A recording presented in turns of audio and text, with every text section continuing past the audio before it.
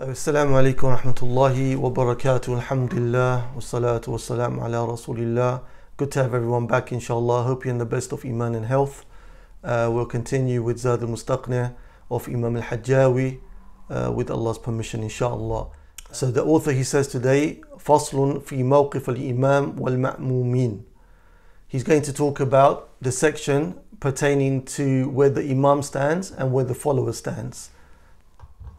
So he says, يَقِفُ الْمَأْمُومُونَ خَلْفَ الْإِمَامِ, that the followers, they stand behind the imam. And this is gotten from many different ahadith. From them is the one in Bukhari and Muslim, where Anas radiallahu anhu, he said, أَنَّ جَدَّتُهُ مُلَيْكَ دَعَتْ رَسُولُ اللَّهِ صَلَى اللَّهُ عَلَيْهِ وسلم لِطَعَامٍ صَنَعَتْهُ لَهُ, that the grandmother of Anas ibn Malik, Mulaika radiallahu anha, she called the Prophet sallallahu alaihi wasallam for some food that she had prepared for him. فأكل منه رسول الله صلى الله عليه وسلم. The Prophet sallallahu alaihi wasallam ate from it. ثم قال قوموا لأصلي لكم. Stand up so I can pray for you guys. He said to the household members, stand up and I can pray for you. So Anas, he said, فقمت إلى حصيد لنا قد اسود من طول ما لبس. He said, I got up and I rushed to get a prayer mat or a mat belonging to us, which had become dark and black due to the long periods of use. فَنَضَحْتُهُ بِمَاءٍ. So I washed it with a bit of water, I sprinkled water on it. فَقَامَ رَسُولُ اللَّهِ صَلَى اللَّهُ عَلَيْهِ وسلم. So the Prophet ﷺ got up to pray. وَصَفَفْتُ أَنَّ وَيَتِيمُ وَرَاءُهُ. So myself, Anas says, and one of the orphans, we stood behind the Prophet ﷺ. وَالْعَجُوزُ مِنْ وَرَائِنَا. And his grandmother, the old woman Mulaika, stood behind the men. فصلى لنا رسول الله صلى الله عليه وسلم ركعتين ثم انصرف. And then the Prophet صلى الله عليه وسلم, he prayed 2 rak'ah for us and then he left. So in this hadith narrated by Bukhari and Muslim that Anas radiallahu anhu describes, we find it's describing how people should stand behind the imam. That the men, they stand first in the row behind the imam, and then after them is the women. Okay? Excuse me. So the author, he says, وَيَصِحُّ مَعَهُ عَنْ يَمِينِهِ أَوْ عَنْ جَانِبَيْهِ. If the people or somebody was to stand on the right of the imam, then that would also be correct. And also if they were to stand on either side of the imam in the same row, then that would also be correct. So another way of standing behind the imam rather than being in a row behind him is that if it's only one person, the person can stand on the right of the imam in the same row as him. And also if it's more than one person, they can be on either side of the imam in the same row on the right and the left. This is because Imam Ahmad, he narrates that Ibn Masud radiallahu anhu stood between Alqama and Al-Aswad, and he said that it was the sunnah to do so. He said that I saw the Prophet sallallahu alaihi wasallam doing like this. So if a people were to line up in that manner, meaning that they're in the same row as the imam, whether on the being on the right and the left of the imam, or just being on the right if it's only one person, then that is well and good, though it's khilafu sunnah. It's going against that which is the established sunnah. The established sunnah is to have everybody behind the imam if they are able to do so.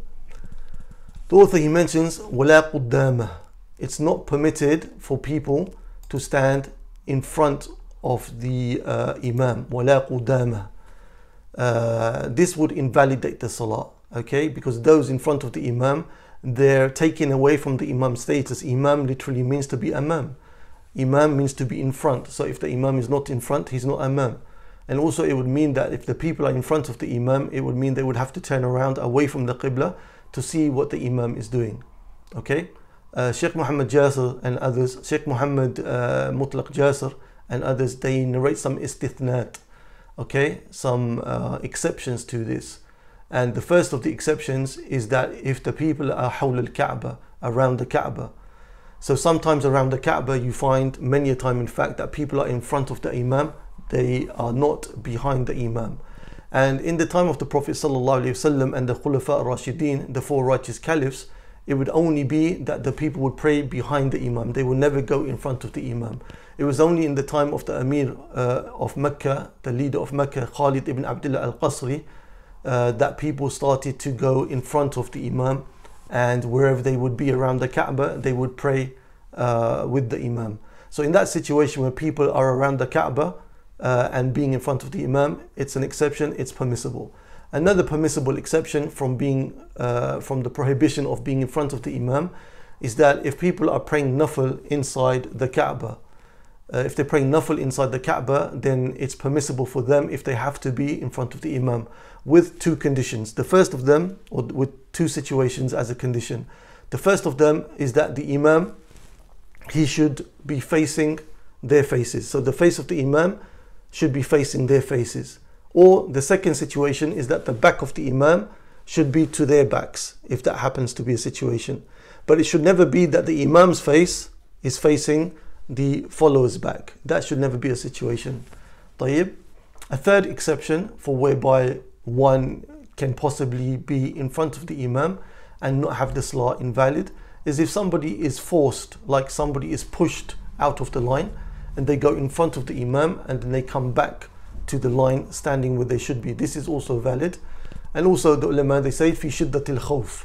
Fi shiddatil khawf, meaning that if it's a situation of a lot of fear, like the prayer of fear, for example. Okay, so somebody can be in front of the Imam as long as he finds a way to follow the Imam in the movements of the salah. In any case, Ibn Taymiyyah, he said that it's permissible if there's no other space in the place of prayer.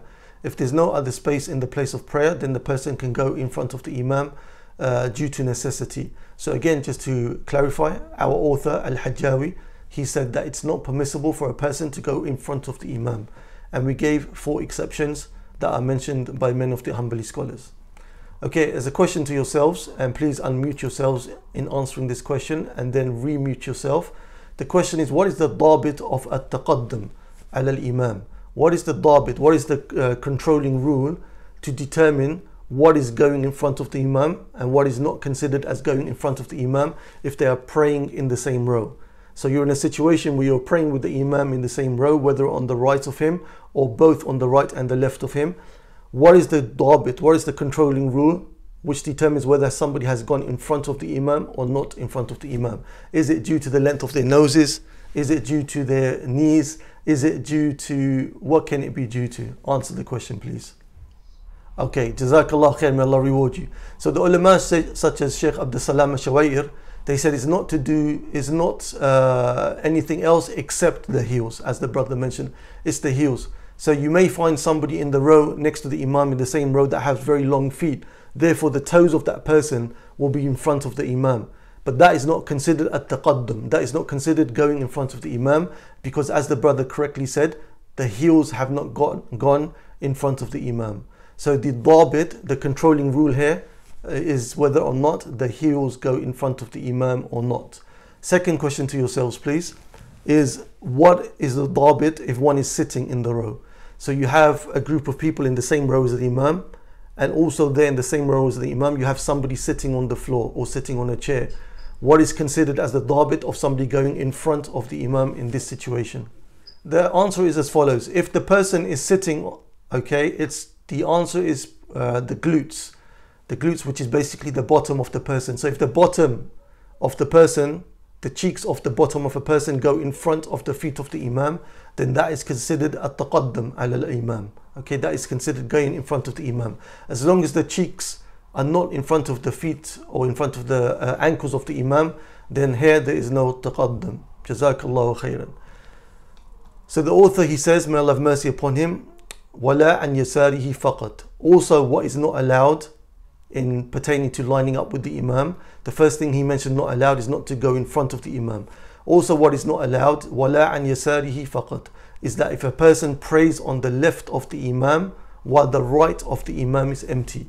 So there's somebody who's standing next to the Imam, instead of standing on the right of the Imam, he stands to the left. This is not allowed. Why? Because in Bukhari, the Prophet ﷺ, he was praying Qiyam al-Layl, he was praying the night prayer. He took Ibn Abbas radiallahu anhu from the left and he brought him to the right. Okay, so this shows that it's not permissible to pray on the left of the Imam if the right of the Imam is empty. And the ulama, they mention, such as Sheikh Sami al-Suqair in his explanation of Rawd al-Murbi', he mentions this is the case if a person prays a complete rak'ah on the left while the right is empty. Okay, if it's less than a complete rak'ah, then the salah is valid. Okay, but if he happened to pray a whole rak'ah on the left while the right is empty, then the salah will be invalid. طيب. Ibn Qudama, Imam al-Muflih and al-Mirdawi from the Hanbali scholars, they said in fact it's permissible if the person prays on the left. And they used the same hadith. Can anybody try to extract from the same hadith that I mentioned about Ibn Abbas in Bukhari, what can be the proof to say that it's allowed to pray on the left in this situation that I'm describing? Yes, Barakallah fiqh. Yeah, we can take that as an answer, because they say, look, when Ibn Abbas was moved from the left to the right, then part of the salah was on the left of the imam. And had it been something that invalidates the salah, then it wouldn't be enough for the Prophet ﷺ to take Ibn Abbas from the left to the right. Rather, he would have to restart his salah. Ibn Abbas would have had to restart the salah, but he didn't do so. Therefore, the opinion according to Ibn Qudama and Muflih and al-Mirdawi and others of the Hanbali madhab, they said that it's permissible. Okay, it's not the correct thing to do, but if somebody happened to do it, then their salah would not be invalidated. And this was mentioned by Sheikh Fahd al-Mutiri in his explanation of the book. The author, may Allah have mercy upon him, he moves on and he says, وَلَا فَضُّ خَلْفَهُ أَوْ خَلْفَ الصَّفْ. Nor is it allowed for a person to be alone praying behind the imam. If a person prays alone behind the imam, or he prays alone behind a row, then this salah of this person is not going to be valid. Because in the hadith narrated by Ahmad and Ibn Majah of Ali bin Shayban and Ibn Hibban, he said that the hadith was authentic. The Prophet ﷺ said, La salata li fardin khalf as-saf. That there is no prayer for the one who prays alone behind the row. So the author is saying, if you pray alone behind the imam instead of next to the imam, or you pray alone behind a row in the prayer, then the salah is not going to be valid. And also in Ahmad and Abi Dawood, Wasib ibn Ma'bad radiyallahu anhu, the companion, he said that the Prophet sallallahu alaihi wasallam saw a person praying alone behind a row, and the Prophet sallallahu alaihi wasallam ordered him to repeat the salah. So as the author said, it's not permissible to pray alone behind the row or behind the imam. Ibn Taymiyyah from the Hanbalis, he said that it's allowed if there's no space in the row, meaning to say that if there's nowhere else that the person can pray, then it's allowed for him to pray behind the row alone. The author, he says, إِلَّا أَن يَكُونْ إِمْرَأَةً. The exception to praying behind the row alone is if that it's a woman praying with men. So if there's a woman praying with men and she's by herself, then obviously she cannot join in the row of the men. Rather, she prays alone behind the row of the men, and that will be permissible for her. And where is the proof of that? We go back to the first hadith that we mentioned in Bukhari and Muslim of Anas radiallahu anhu, where he mentioned his grandmother Mulaika, how they lined up behind the Prophet ﷺ, and his grandmother was lined up alone behind Anas and the orphan. So this shows that if there is a woman and she's alone, then she can pray alone in the row behind the men. So this is an exception. Question to yourselves, when is it not permissible for a woman to pray alone behind a row? When is it not permissible for a woman to pray alone behind a row? Barakallah fiqh, exactly. So that's a separate issue altogether, and I suppose it's pertaining to context. Maybe the people of this salah, they're in a household, and so in this situation other men are known not to join. But in this particular situation, the ulama, they say that if a woman is alone behind the row of the men, then of course it's permissible for her. But the question was, when is it not permissible for a woman to pray alone behind when she's alone in the row? And the answer would be if it's only women in the musalla. If only women are praying, then the same rules apply to the women like they do to the men. So if there's a row of women praying and they have an imam, and then a woman, she is standing alone behind the saf, behind the row of women, then for her it would not be permissible for her to stand alone and to pray behind the row. The same rule for the men in this situation. Jazakallahu khairan. The author, may Allah have mercy upon him, he says, وَإِمَامَةُ النِّسَاءِ تَقِفُ فِي صَفِّهِنَّ. That the imam of the women, when a woman imam is praying for women only, then she prays in the row itself. She doesn't stand in front of them. And this is istihbaban, yani it's mustahab. It's recommended. It's not something which is an obligation, a wajib. But if women are praying by themselves, then the imam of the women, she should pray in the middle of the row of the women. If she was to go in front, that would be okay, but it's khilaf al-sunnah. It's going against what has been taught by the Prophet ﷺ, because this is what Aisha radiyallahu anha would order the women to do, that they should pray in the middle. The woman imam, she should pray in the middle of the row. طيب. The author, he says, وَيَلِيهِ الرِّجَالِ ثُمَّ الصِّبْيَانِ ثُمَّ النِّسَاءِ. In a normal situation, you have the imam in the front. After the imam, behind the imam, you have the men. And then behind the men, you have the children. And then behind the children, you have the women. And this is recommended. Okay? This is how the lineup should be. First, it should be the men behind the imam. Then the children, the sibyan. And then the nisa, then the women. The author, may Allah have mercy upon him, he said, كَجَنَائِزِهِمْ, like they would do in the janazah. Lining up for janazah would be in this situation. The imam would be in the front, then would be the men, then the sibyan, the children, then the nisa, then the women.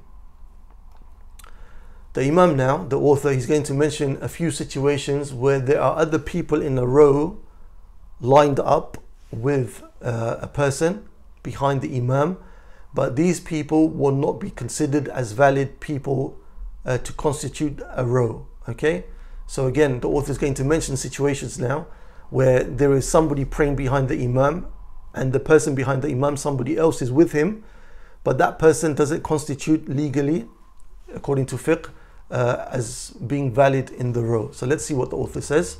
May Allah have mercy upon him. He says, وَمَنْ لَمْ يَقِفْ مَعْهُ إِلَّا كَافِرٌ. And the person in a row behind the imam, who is by himself, and the second person with him is a kafir, then this wouldn't be valid. The person would be considered as having prayed alone, even though he has a kafir next to him. So somebody may ask themselves, how can that situation be? Well, it could be that you have somebody who is well known to have extreme beliefs in Islam, like the Rafida Shia, right? Those who claim that Ali radiyallahu anhu is God. So you know that this person is a Rafidi Shia and he's standing next to you in the row, only you and him behind the imam. So then your standing in that situation would not be valid, would not be legally valid. You would have to stand on the right hand side of the imam.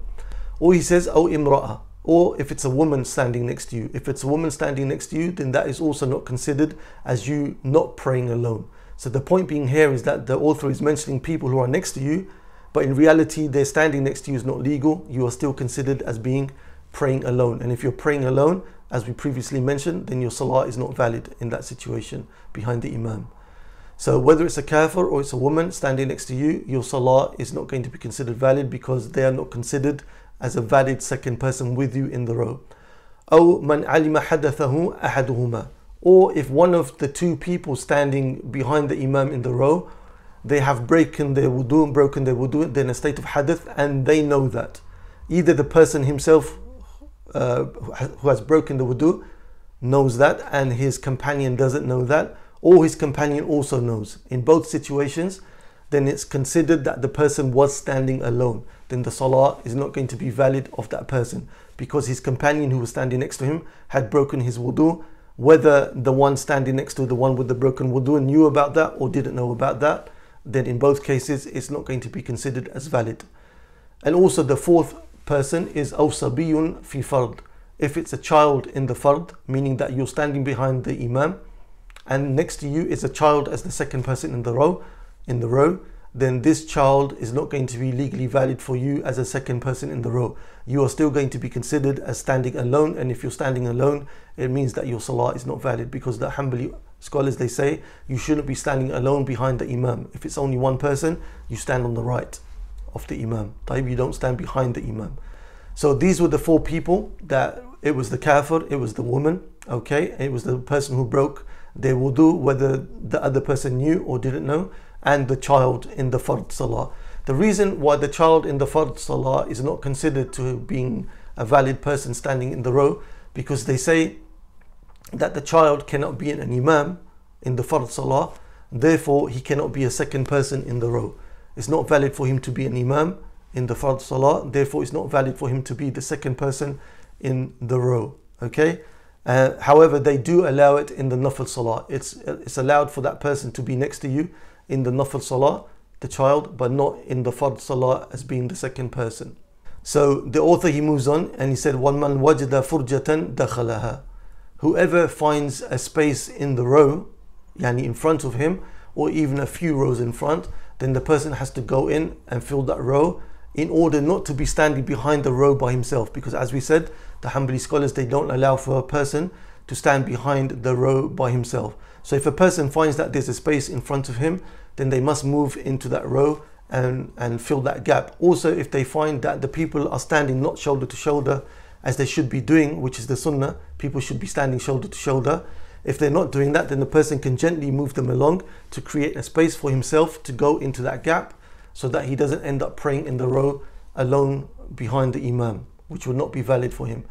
In Ahmad, it's narrated that Aisha radiallahu anha, she said that the Prophet sallallahu alaihi wasallam said, "Inna Allah wa malaikatahu yusalluna ala alladhina yasiluna sufuf." That verily Allah subhanahu wa ta'ala and the angels, they make dua upon the people that join the salah, that join the rows. وَمَنْ سَدَّ فُرْجَةً رَفَعَهُ اللَّهُ بِهَا دَرَجَةً. And whoever fills a gap, then Allah subhanahu wa ta'ala raises that person a rank in good deeds and a rank in status. So the hadith clearly shows that it's important to connect the rows to make sure that they're filled, and if somebody finds a gap, they should go ahead and fill the gaps in those rows, as long as it doesn't mean that the person has to take too many steps, that he doesn't have to move too much, especially if it means that he has to move to the right or to the left.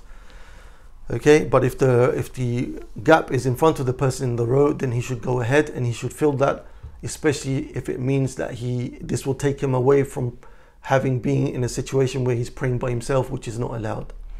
The author, he says, if he cannot do that, وَإِلَّا عَنْ يَمِينَ الْإِمَامِ. If he's come to the masjid, he cannot find a space to pray, nor can he find a gap which he can fill, then what he has to try and do, he has to go to the right of the imam. He has to find a way to get to the front row to pray on the right of the imam, rather than praying alone behind the imam, behind the rows. Okay.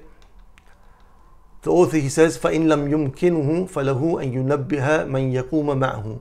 If the person is not able to do any of those things, he's not able to find a space, nor is he able to go to the right of the imam, then what he should do, what's allowed for him to do, is to make tanbih to somebody in the row in front of him, either by way of tapping somebody on the shoulder that, look, I'm alone, come back and pray with me, or the person actually speaks to the person gently, come back, step back and pray with me. But rather, what shouldn't be done is to pull the person.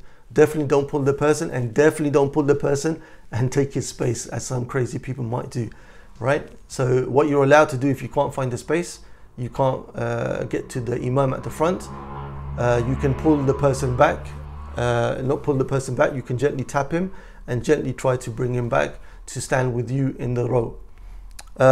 Some of the ulama, they said it's makruh to do this, it's disliked to do this, and the reason they say it's disliked to do it is because you're taking him from makan al-fadil ila al-mafdul.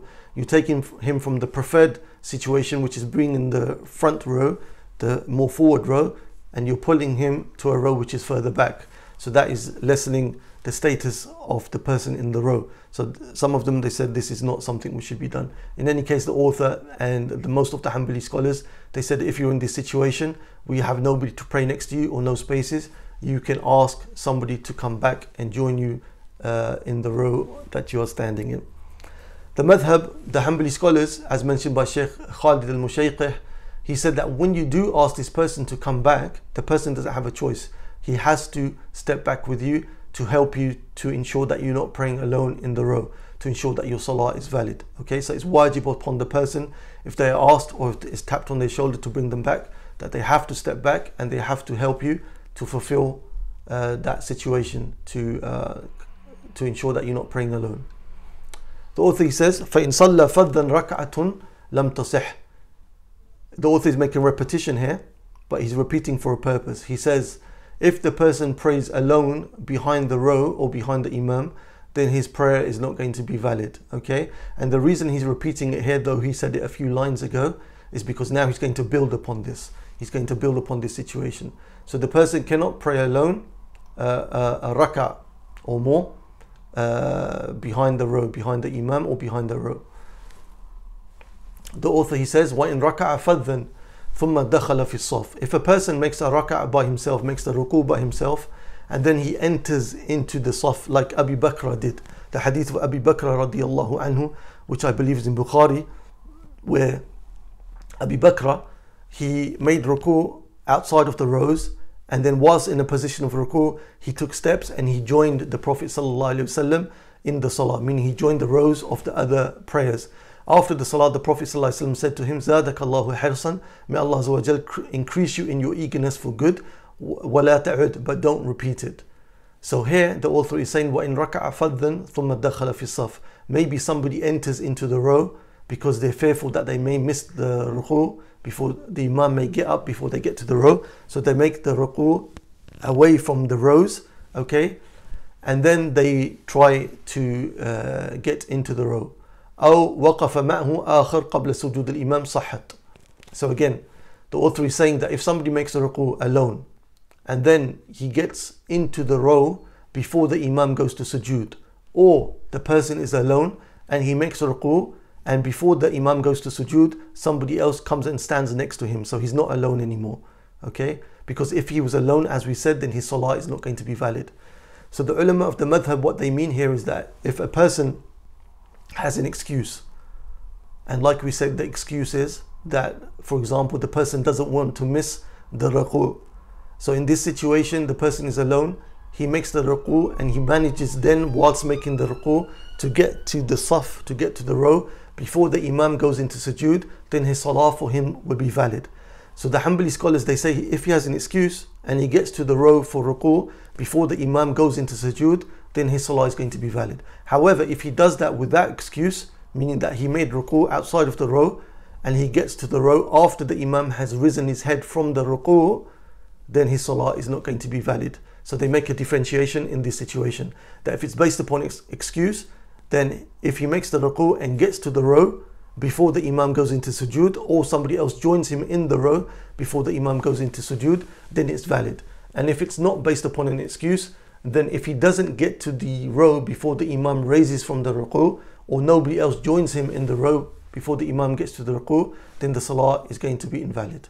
The author, he says, a next chapter, a next section pertaining to the imam and the followers, he says, فَصْلٌ فِي حُكْمِ الْإِقْتِدَاءِ. He's going to talk now about a section whereby what is the relationship in following the imam. How does a person follow the imam in the salah? So he says, يَصِحُ الْإِقْتِدَاءُ الْمَأْمُومِ بِالْإِمَامِ فِي الْمَسْجِدِ وَإِن لَمْ يَرَاهُ. It's permissible for the follower in the masjid to follow the imam even if he cannot see the imam. So as long as you're not alone behind a row, if you're like 10 rows behind the row which is behind the imam and you cannot see the imam, your salah is still permissible. وَلَا مَنْ وَرَاءَهُ. If you cannot see the imam and you cannot even see those who are praying behind the imam, your salah will still be valid. إِذَا سَمِعَ التَّكْبِيرِ. As long as you can hear the takbir of the imam. As long as you can hear the takbir of the imam and you are in the same place, you are in the same vicinity, because the place, the buq'ah, the place has one ruling, and therefore wherever you are in that place, you will be given that ruling, okay?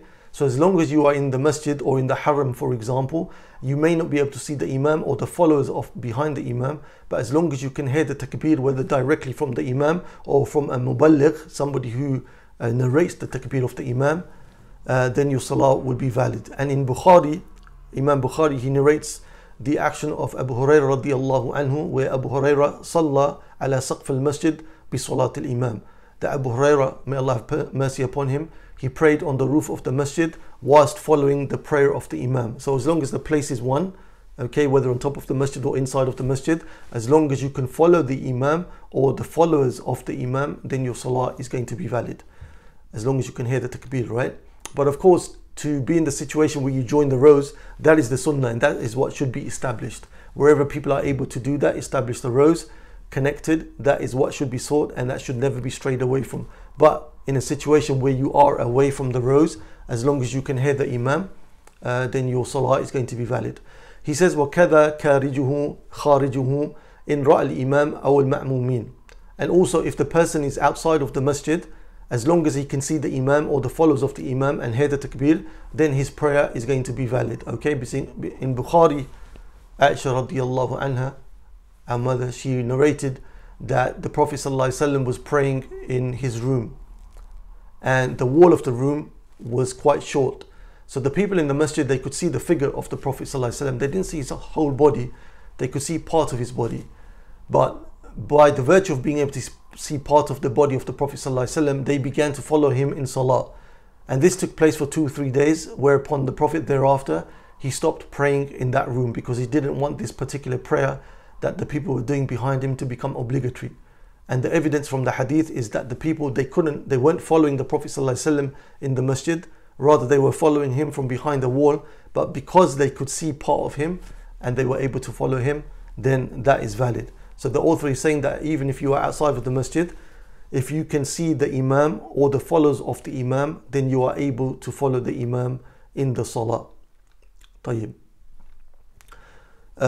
Some of the Hanbali scholars like Imam al-Mardawi, they said it's conditional that the rows have to be connected if you're outside of the masjid, right? It's a condition that the rows have to be connected if you're outside of the masjid. أنه يشترط اتصال الصفوف واختار هذا المرداوي وغيره. طيب. The author says وتصح خلف إمام عال عنهم, that it's also permissible for a person, it's permissible if the imam is above the followers. It's permissible if the imam is above the followers, because in Bukhari and Muslim from the hadith of Sahal ibn Sa'ad, he said رأيت رسول الله صلى الله عليه وسلم صلى عليها, meaning that I saw the Prophet صلى الله عليه وسلم pray upon the minbar, and then the Prophet صلى الله عليه وسلم would step down to make sujood, and then he would go back up, and at the end of it he said إنما صنعت هذا لتأتموا ولتعلموا صلاتي. He said, the Prophet ﷺ, I did this on the minbar, praying on the minbar above you guys, in order that you would follow me and learn the prayer from me.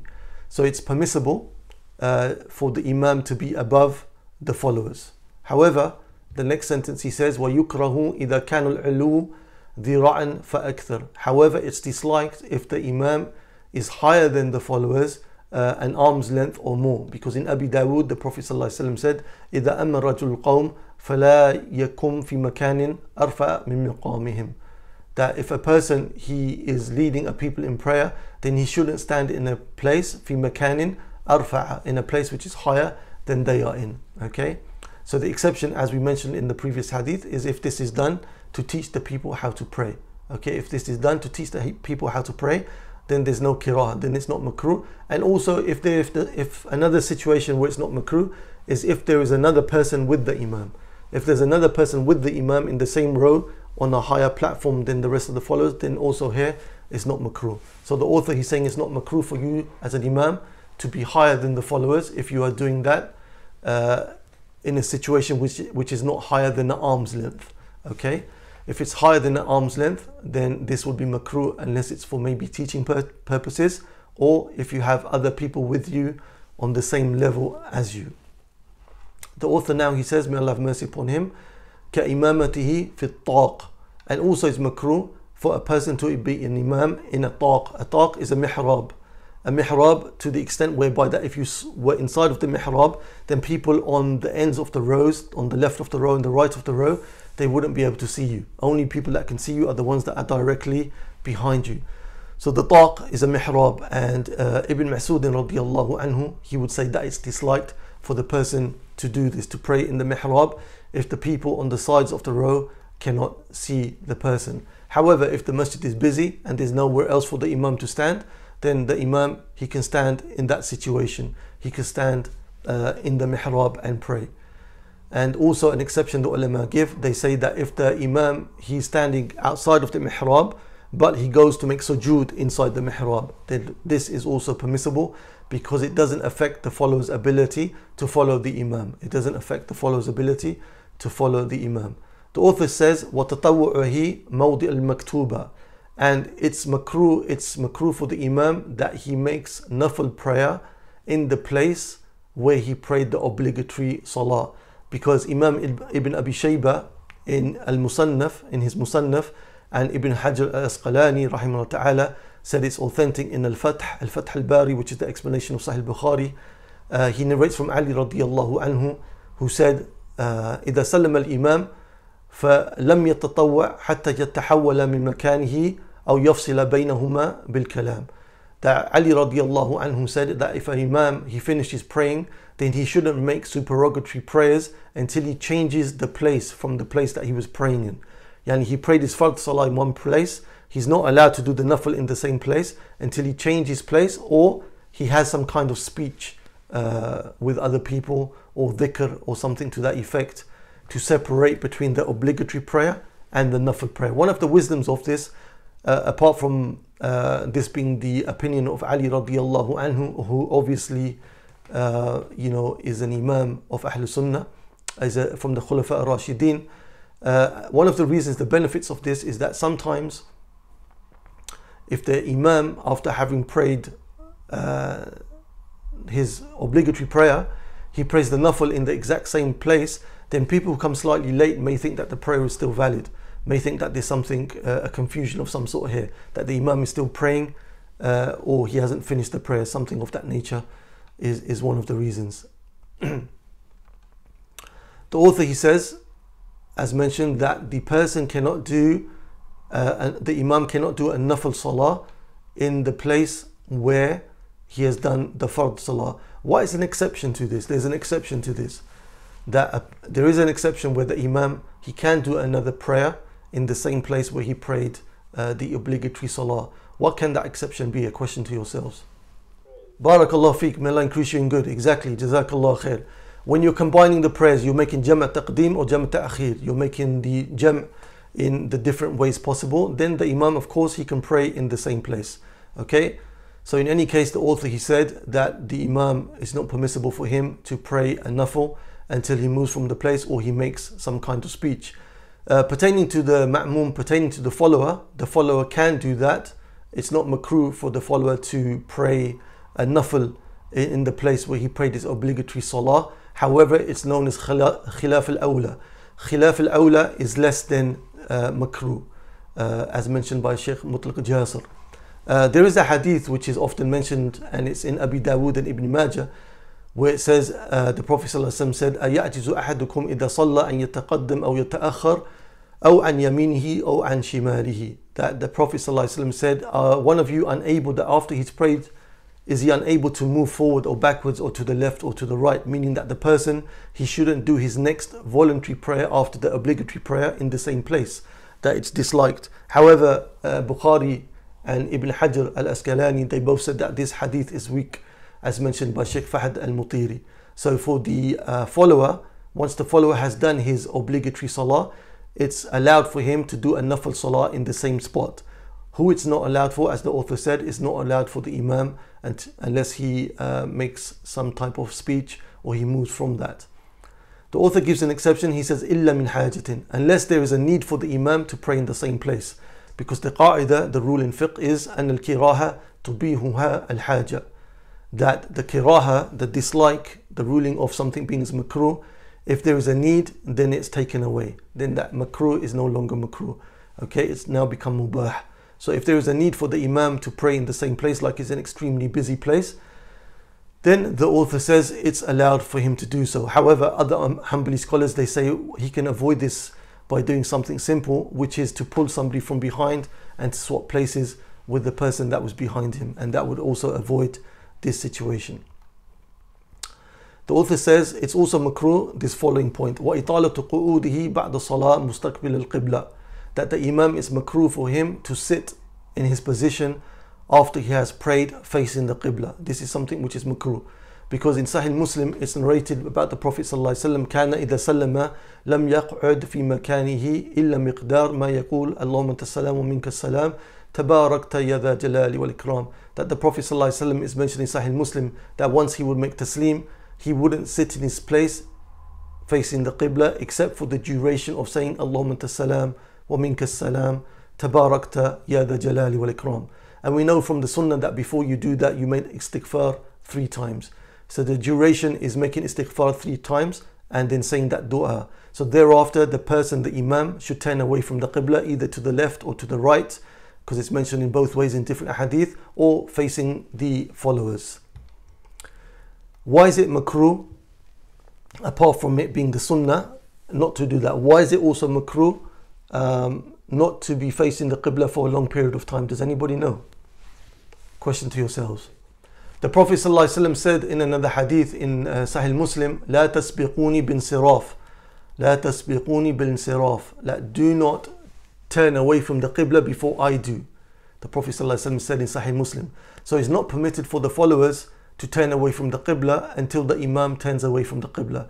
So if the Imam sits there for a long period of time, it means that the followers are going to have to sit for a long period of time, and this is something which is quite difficult for the followers to do. The author, may Allah have mercy upon him, he says, فَإِنْ كَانَ ثَمَّ نِسَاء لَبِثَ قَلِيلًا لِيَنْصَرِفْنَا. If women are praying with the men behind the men, then the Imam should sit for a period of time before turning away from the Qibla to allow the women to leave before the men in the rows would be allowed to leave, because this is what Salama radiallahu anha narrates in Sahih Bukhari about how the Prophet sallallahu alaihi wasallam would do if there were women praying behind their men. The Prophet sallallahu alaihi wasallam would sit facing the Qibla a bit longer to allow the women to leave the masjid or to leave the area. The author, he says, وَيُكْرَهُ وَقُوفُهُمْ بَيْنَ السَّوَارِ إِذَا قَطَعْنَا الصُّفُوفِ. And it's disliked for the people to pray between the sawari. Sawari are pillars. It's disliked to pray between the sawari if this breaks the sufuf. And al-Hakim al-Mustadrak said this hadith is authentic, narrated by Qurra radiallahu anhu, said, كُنَّا نُنْحَى أَن نُصَلِّي بَيْنَ السَّوَارِ وَنُطْرَدُ مِنْهَا طَرْدًا. That he said we used to be forbidden to pray between the sawari, between the pillars, and we used to be removed from them forcefully. The Hanbali scholars, they say that what dictates that which breaks the salah, the dhabit of the pillar which breaks the salah, if people pray between them, or not breaks the salah, sorry, of what is makruh for people to pray in between the pillars, is if the pillar is more than 3 arms in width. If the pillar is more than 3 arms in width, or the equivalent of 3 men. So if you have 3 men standing next to each other, that is the more popular opinion in the madhab, and some they say 3 arms length. Okay, and a side point here is that would also mean that if you're praying in the row and between you and the next adult is a group of children which are 3 men's width, then this would break the row, and this is something which is not recommended to do, something which is against the sunnah. So we'll stop here, inshallah. We'll ask for any questions that you have or clarifications. Wa sallallahu ala Muhammad sallallahu alaihi wasallam. Anything which was correct was from Allah subhanahu wa ta'ala. The many mistakes and shortcomings were from myself and shaitan. We ask Allah Azza wa Jal to make us from those who increase in knowledge and to improve in worship for His sake alone. Wa jazakumullah khairah.